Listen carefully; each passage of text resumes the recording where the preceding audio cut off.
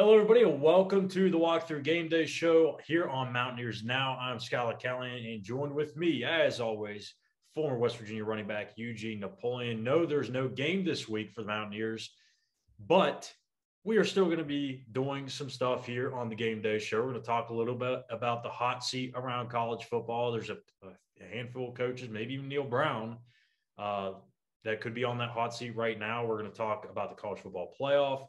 And we're going to get into our DVN pick'ems once again, as we always do to close out the show. Programming note, next week for West Virginia's game, since it is on a Thursday night, we will have the Walkthrough Game Day preview up on Tuesday at 6 o'clock. So be sure to go to YouTube, hit subscribe, Mountaineers Now, and we will have that West Virginia Baylor preview and prediction up for you. So, all right, Gene, let's get into it. The coaching hot seat is an interesting thing because it's all about perspective, right? It's each guy that could be on the hot seat may not be, and vice versa. There might be guys that are on the hot seat that we don't really know about, but there's a general feel about 5 or 6 coaches around the country right now that have a little bit of, I would say, pressure surrounding them, including West Virginia's Neal Brown. We'll get to him last. So let's take a look at these 6 guys on this screen here. We've got Eli Drinkwitz, the Missouri head coach. You got David Shaw out at Stanford. He's done a lot of great things out there at Stanford, but for some reason his name's been popping up here on the hot seat. We got Scott Satterfield at Louisville, Jeff Hafley at Boston College, Dana Holgerson at Houston, and Neal Brown at West Virginia. So before we start diving into each of these guys, are any of those names, I guess, maybe surprising to you that they're already on the hot seat 3 games into the season? I'm going to say probably Halfleet over there at BC. I know him personally. Good man, great coach. I think that might be a situation where you just have to pump your brakes a little bit and definitely give him a little bit more time. I would definitely say that for Halfleet. And to be honest with you, it's interesting that I'm going to say this.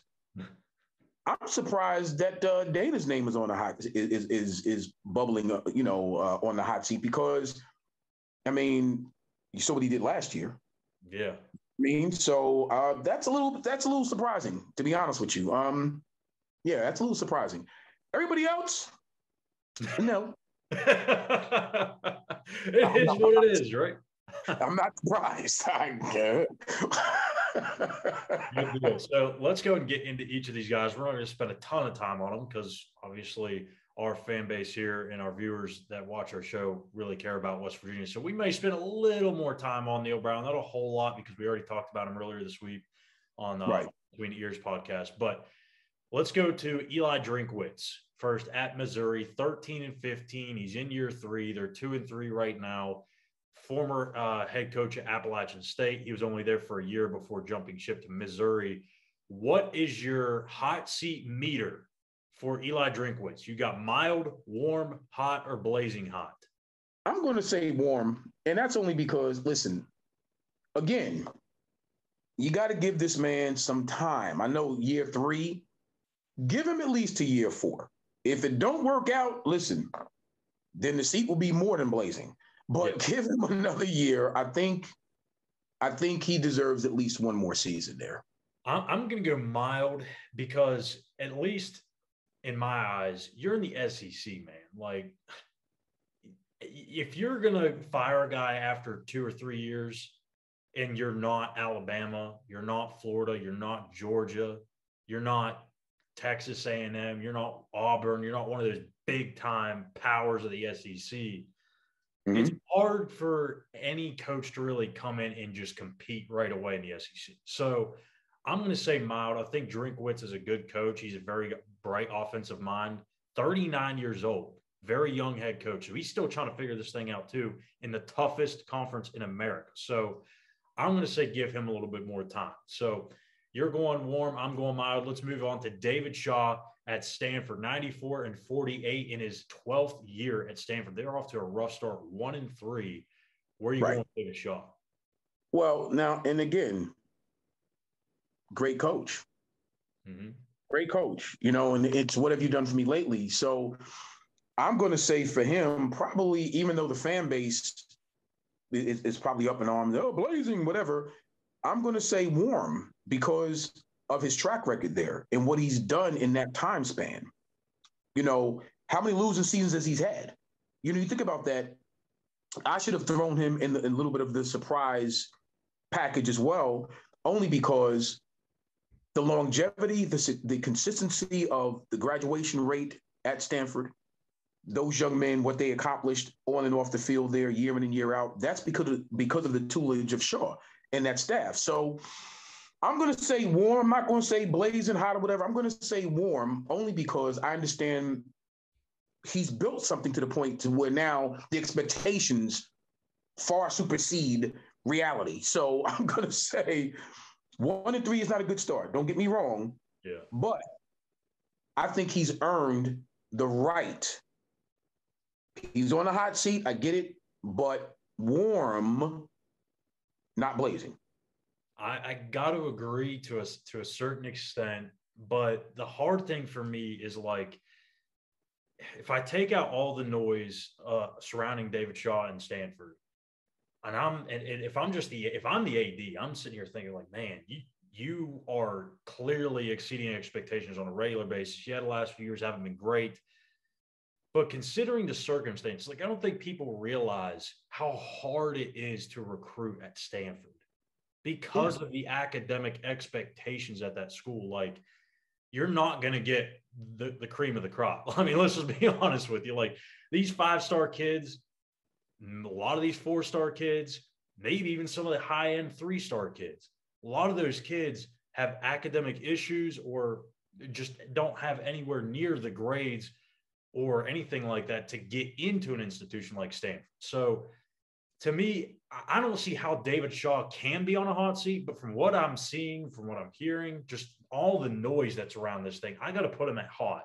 because I think it's kind of been something that's building for the last 2 or 3 years. And we've also kind of heard his name pop up for NFL head coaching jobs. We've heard him from other college jobs as well. If he does get fired, I think he will be one of the biggest targets for another head coaching college job.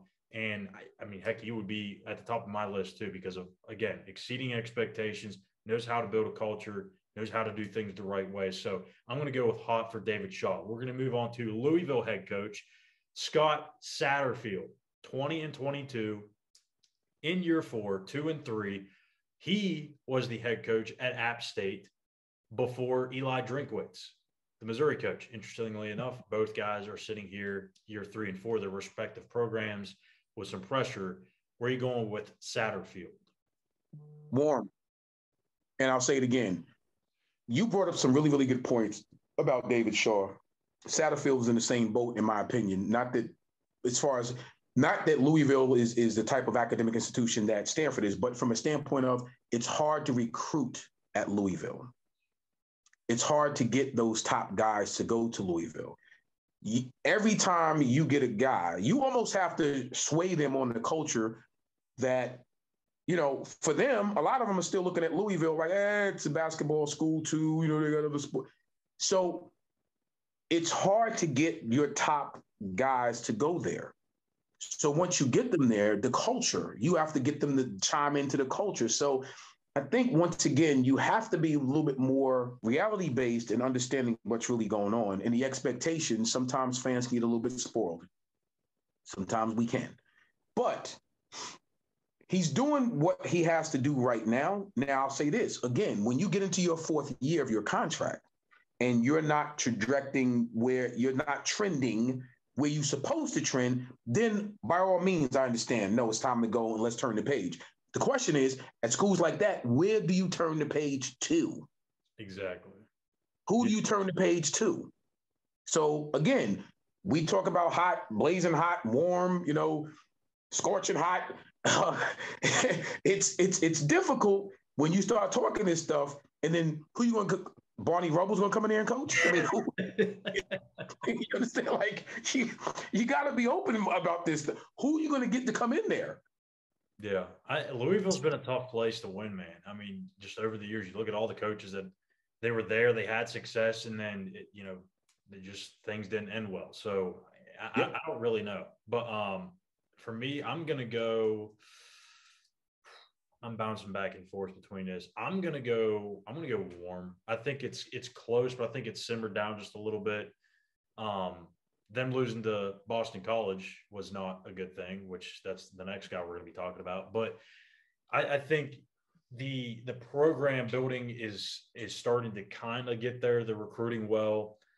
They have a tremendous quarterback, Malik Cunningham. Now, obviously, he's going to be gone. But I think some player, like some instances, folks just look at teams and say, oh, man, like they're building something. They just got to get a quarterback. And then you look at some schools and they have a quarterback, but the rest of the team's still trying to be built. And I think that's the situation that Satterfield's in right now with Louisville. So I'm going to go with warm, but I do think he can end up being a little closer to the blazing hot end of this thing by the end of the year. So sticking in the ACC, again, you're a guy that you like here, Jeff Hafley, 14-14 in year 3. They just beat Louisville. They're now 2-3. What do you think about Jeff Hafley? And it's tough. Like I said, Hafley, in my opinion, I'm surprised only because, once again, BC is a difficult school. Shout out to my guy over there as well, the running back coach over there.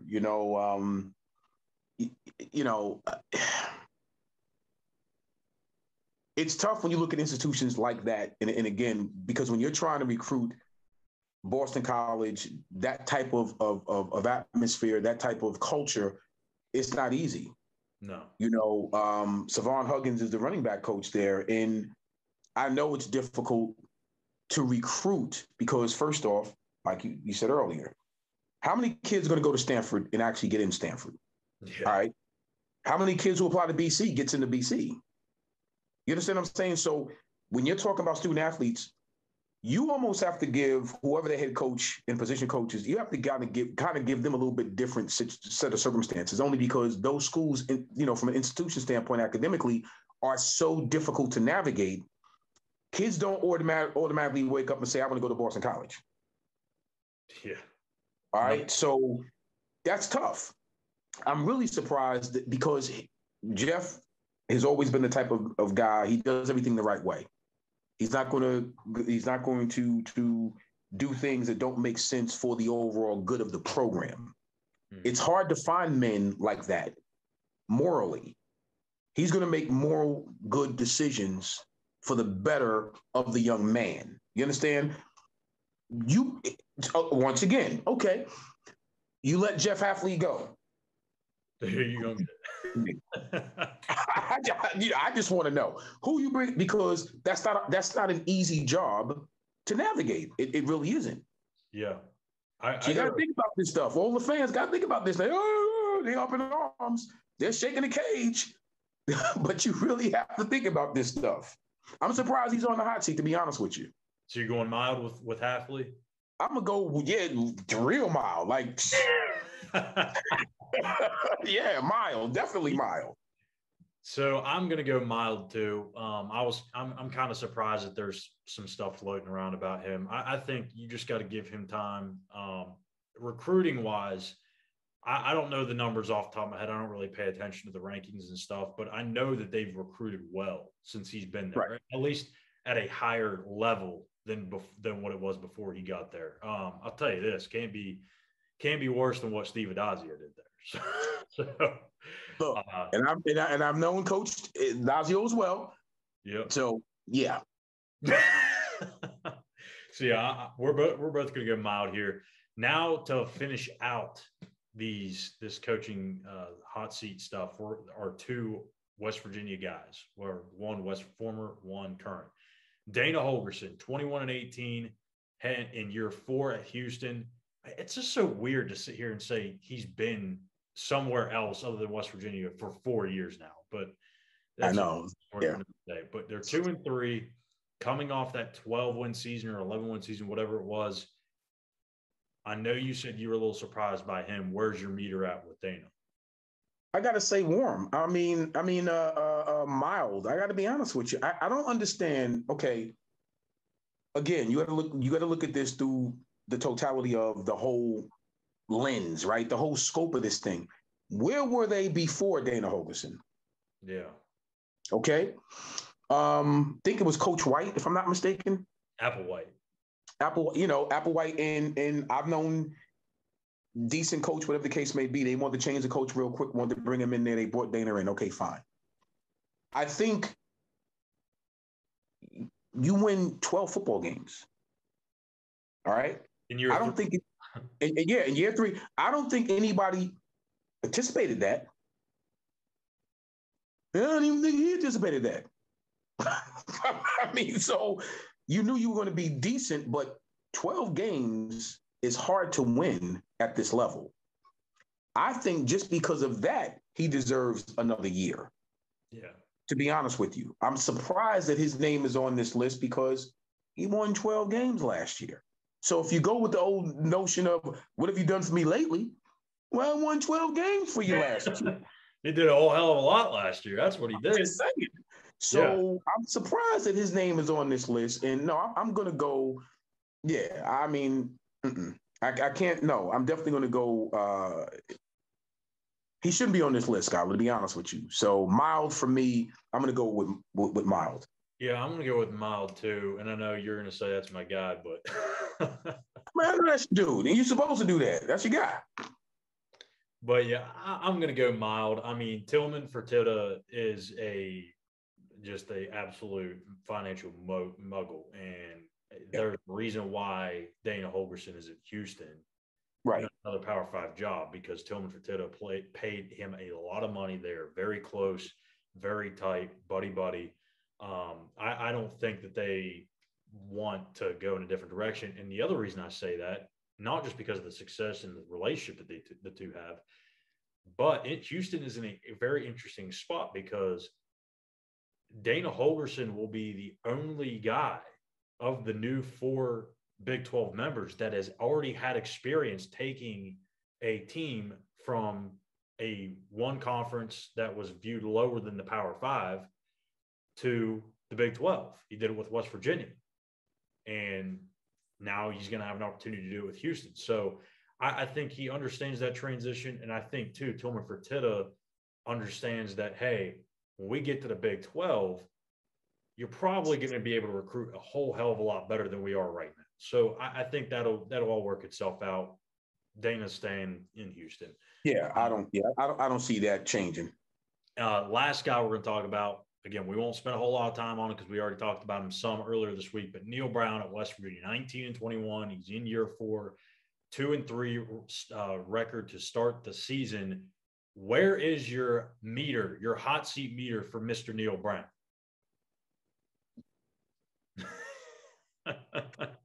Well, okay, like you said, we won't stay on this, won't belabor this point. It would have to be now. We have Blazing on this. Blazing is on this list, correct? Yes, it is. Yeah, no, that meter is probably past Blazing.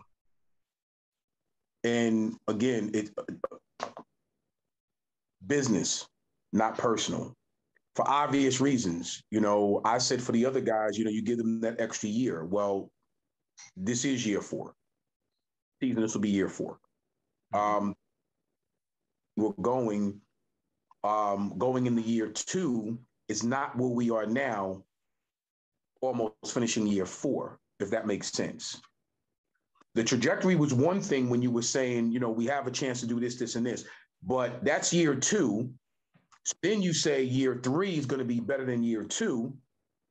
And then now you slide into where we are now. And this thing went from here to it's kind of taking a little bit of a nosedive. So no, that can't be lukewarm. That can't be warm. That can't be hot. No, that thing right there is blazing. It might be worse than blazing. It might be white hot. Oh, shit. Yeah. So, I mean, that's just my estimation on it. And again, I'm not advocating anybody get fired, but we're talking about just looking at the reality of where we are record to record, year to year. That's all. Yeah, I got to agree with you. Blazing hot for me, too.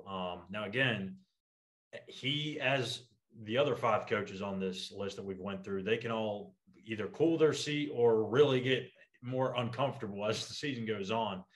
The tough thing for Neal Brown, he's got Baylor coming out of the bye week. Then he's got to go to Texas Tech, a team he has yet to beat. He's 0-3 against the Red Raiders. You got TCU after that.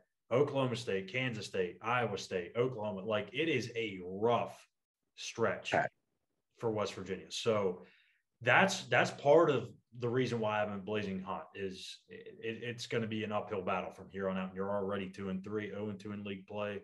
No gimmies left on the schedule. I don't know what else to say. So that's going to do it for our coaching hot seat segment. We're going to transition now to a little bit of a lighter segment. Well, maybe we may get into a little debate here. It's our college football playoff picture standing here at week 5, well, actually week 6. Gene, I'm going to let you go first. Give me your top 4 playoff teams as of right now, and then we'll get to our next 2 here in a minute. Sure. I'm looking at in this order, actually. Georgia at number 1, Alabama at 2. Now, here's what's interesting. USC at 3. Okay. And then Clemson at 4. Gotcha. Yeah, those are my top 4. I like USC for obvious reasons. I just think that defense is playing so well. They play because of it's almost like they play off the energy of the offense. It's insane, and they're well coached. Yeah. So out of that matchup, or those 2 matchups, now you got 1, 4, 2, and 3. Who you got in the championship game, and who you got winning it all as of right now? Whew. I'm gonna tell you something, and until somebody shows me something different, because you can flip-flop 1 and 2. I think Alabama will be there. Mm-hmm. I really do. I think Alabama would be there. I don't think it's a far stretch to think that what we saw last year could possibly play out again, but I believe it'll wind up being Alabama-Clemson. Okay. Alabama-Clemson. DJ Uiagalelei going to figure it out. I can see that. I mean, and again, I see that we talked earlier. When you have good coaches, this stuff is possible because they find a way to win big games. And they find a way to study the noise and steady the ship when it comes into a stretch of a season. See, a stretch of a season, right? Georgia found its way last year, and you saw that, right? Alabama is consistent. They know how to, duck and weave and bob and weave. Hell, they did it last week against Missouri. They know how to do it. It's almost like, not that they're on autopilot. They just been there. So they just know how to do that. USC is young at it, but they have so much talent. You just never know. But it would not surprise me if you saw Alabama and you saw Clemson in this thing. Until I see otherwise, I would say Alabama will probably wind up winning another one. Dude, I mean, it's hard for me to disagree. And it's for me to say that because it's Alabama because of Minka Fitzpatrick. Yeah. The years he was there. And I got to be completely forthright with that. I am not a Bama fan. Just being honest. So there's your top 4. There's your projected championship winner. What about your next 2? Who are those 2 teams kind of knocking on the door right now for you? And here's what's interesting. See, for me, it happens to be 2 Big Ten teams, which is weird, right? So I like Penn State. Once again, I like good coaches. Yeah. Franklin is a hell of a coach. He knows his stuff. Minnesota, again, whether that happens to them or not, he's a damn good coach. Now, it's weird because it's too big. I know it's weird, but I'm looking at, again, finding your way at the end of the season where, like I said, you kind of find your rhythm. And for some odd reason, even though Minnesota, them jokers, man, he got them believing they can row the boat. Wow, that's a good one. Rowing the boat. I love me some PJ Fleck. He's a great coach. I love the energy that he has. Absolutely. Great leader, knows how to do it. I mean, yeah, they may have lost to Purdue last weekend, but they're 4-1. There's a good chance that they could bounce back. They didn't have Mo Ibrahim, their leading running back last week. So I think if they get him back, no, Lord knows what could happen with that team. I think they could go to distance, at least in the Big Ten, as far as that's concerned. For me, my playoff as of right now, I got Georgia 1, Ohio State 2, Alabama 3, and USC 4. So I'd have Georgia and USC matched up, Ohio State, Alabama. I'm going to go ahead and put Georgia in the national championship, and I'm going to put Alabama in the national championship. So we got a rematch. You know what? I wanted to put USC in there because of the flash, Lincoln Riley, Caleb Williams, Jordan Addison. I mean, the offense is just phenomenal. I just think it's going to take a little bit of time for the other side of the ball to get to match that level of competition. Plus Lincoln Riley, he's been to the playoff before. He's not won a game. Right. So I think it's going to take a little time. So I'm going to go Georgia. They're the more complete team. They've been there, done that.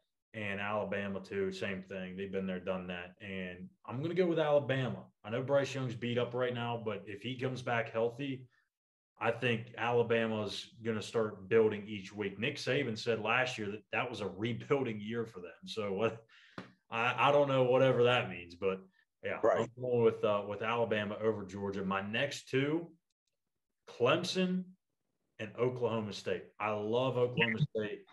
They beat Baylor last week, and that was one of the games in the DVM Pick'ems that you got wrong, my friend. And I'm gonna let you know about it because I know it allowed me to creep back up a game. But yeah, I like Mike Gundy, Spencer Sanders. I think they've got a chance. That defense starts playing better week by week, and they can become a more complete football team. I think they're going to be in the mix too. So let me be honest with you. It's funny you said that because that was my team outside of Minnesota. Oklahoma State. To be honest with you, Oklahoma State. But the only reason why I just felt for some odd reason they're this close. They're this close. I'm not sold. And don't look, I like Gundy. Yeah. Played against Gundy, you know, in the Sun Bowl. But for some reason, when you get to that last hurdle, he always trips. Yeah. So I don't, you know, and again, good football team though. Yeah. And I hope he trips a lot when we play him. Well, West Virginia may need a few teams to trip up, but hey, we'll leave that there. So anyway, let's get into our DVM Pick'ems to round out this week's walkthrough game day show. Gene, I gotta say, I did gain a little ground. I got a game on you. I went 4-1 this past weekend. You went 3-2. That gets you to a 16-9 record. I'm at 15-10. So this is a big week, my friend. West Virginia's not on the slate, so we're you know, usually we pick the West Virginia game the same. That's going to be an extra game that might change the standings a little bit. So it will. So here we go. Let's get into it. We've got 5 games here on the slate. We're going to go to number 8, Tennessee, at number 25, LSU, ESPN, 12 o'clock. Very interesting game. LSU is a tough place to play. Tennessee, they've played well this year so far. I'm going to go with Tennessee again. I think they've got something special going on right now. I like what Josh Heupel's doing. That offense is flying around. And I don't know that LSU has the firepower to keep winning these games, especially against Tennessee. I'm going to go with the Vols. No, so am I. Hands down, LSU will not be LSU of old. You know, Kelly, that's a different mix, and that's not the type of mix that I think LSU will be used to. Now, Tennessee. Not going with the family, are you? I'm not. Big 12 matchup, top 20 matchup. Wow, is this weird to say. But Kansas hosting College Game Day. They're undefeated, Gene. 5-0. Year 2 of Lance Leipold. Hosting number 17 TCU on FS1 at noon. I'm going to go with TCU. I think the momentum stops just for a second for Kansas. I think it's a little big of a stage. They're playing with some expectations now. I get the confidence is high, but when you have a number attached to your name, I don't know how a team that hasn't had that for a long time, how they respond to that. So I think TCU, they're in the right frame of mind. Sonny Dykes, great coach. Max Duggan, wow, what a show did that offense put up against Oklahoma last week. I'm going to go with the Horned Frogs. And here's where I climb back up in it, baby. They'll be 6-0. They'll be 6-0. Kansas, man. I'm going with Kansas. They're going to keep it rolling. I think that it doesn't matter when you attach a number to it, any of that. I think that staff has those guys believing, and those kids are playing inspired ball at their place, too. College game day? Are you kidding me? Rock Chalk Jayhawk. And how about this? Kansas going to have a sellout for the third straight time. Man, that's weird also. You see a lot of God bless them. This next one, I did it just for Eugene because you called me on Sunday and talked about this kid, Dorian Thompson Robinson, DTR, UCLA. So I had to put them on the schedule. It's a good matchup, too. Number 11, Utah, and number 18, UCLA. Fox 3:30. I am going to go against DTR this week. I really do like them, but that defense from Utah, man, it is a tough unit to go up against. Kyle Whittingham is a really good football coach, too, and I think in a coaching matchup between he and Chip Kelly, I'm taking Whittingham every day of the week. I'm going with the Utes. Well, it's a good thing Chip ain't playing quarterback. So I'm going with UCLA. He ain't going to be out there throwing, catching, or tackling nobody. So that part of it doesn't matter. UCLA is exciting. They just play a high-energy brand of ball. I'm loving what I'm seeing. UCLA. Back into the ACC, Florida State at number 14, NC State, ACC, 8 o'clock.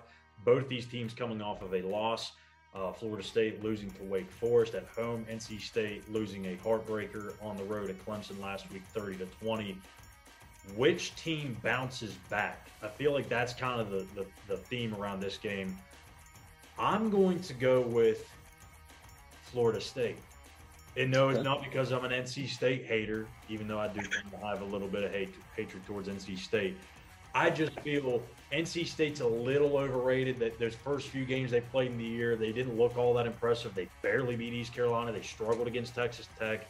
I don't care about what they did against Connecticut or whoever else they played. I think Florida State's a really good team. They got a really good offense. I just think they're more complete right now. And I think that NC State, that's a big game for them. They lost last week. That's a rivalry game, the Textile Bowl. I think that game beats them twice. I'm going to go with the Seminoles. Well, I'm going with NC State only because I think that's a pretty good staff down there, number one. Number two, I believe I don't see them, and this is a huge game. Florida State, it's just a big game for them. Title implications on the line. A lot of implications.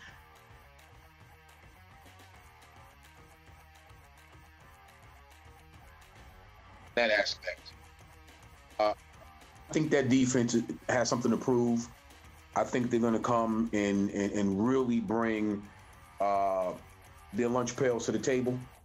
That's going to be an interesting game, a hard-hitting affair, and I think NC State will pull it out.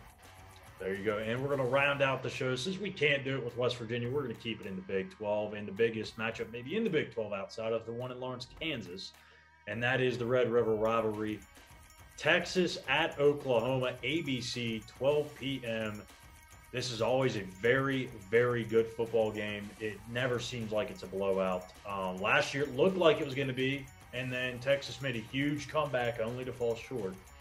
So does Texas keep that momentum going, especially after that win against West Virginia, and get back on track? Is Oklahoma going to get back on track after getting absolutely thumped on the road in Fort Worth against TCU?